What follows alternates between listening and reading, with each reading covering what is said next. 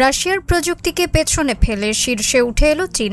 জলসীমার নিয়ন্ত্রণ যার, আগামীর বিশ্বের নেতৃত্ব তার, এই মন্ত্রকে সামনে রেখেই সামুদ্রিক শ্রেষ্ঠত্ব প্রমাণে মরিয়া বেইজিং। মার্কিন দম্ভকে চূর্ণ করতে চীন এবার সাগরের তলদেশে নামিয়েছে তাদের তুরুপের তাস। স্যাটেলাইট চিত্রে ধরা পড়েছে চীনের এমন এক সাবমেরিন যা ইতিমধ্যে ঘুম কেড়ে নিয়েছে পেন্টাগনের।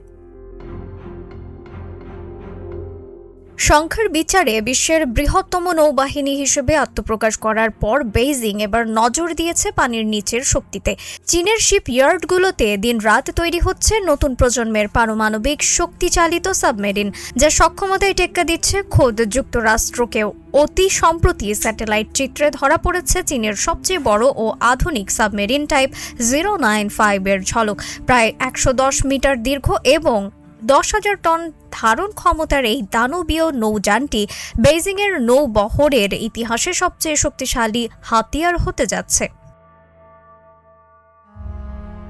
কিন্তু কেন এই সাবমেরিন এত ভয়ঙ্কর? বিশেষজ্ঞরা বলছেন এতে ব্যবহৃত হচ্ছে অত্যাধুনিক হাইড্রোডাইনামিক নকশা এবং শব্দ নিয়ন্ত্রণ প্রযুক্তি।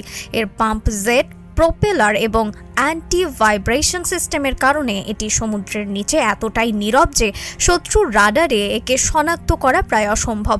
মূলত প্রতিপক্ষের পারমাণবিক সাবমেরিন ধ্বংস করতেই এটি তৈরি করা হয়েছে, যা সরাসরি মার্কিন ভার্জিনিয়া ক্লাস সাবমেরিনের প্রতিদ্বন্দ্বী।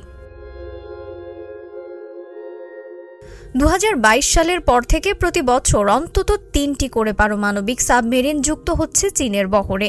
বেইজিং এখন আর কেবল নিজেদের জলসীমা রক্ষায় সীমাবদ্ধ নেই। প্রশান্ত মহাসাগর থেকে ভারত মহাসাগর সবখানেই এখন ড্রাগনের পদচিহ্ন স্পষ্ট।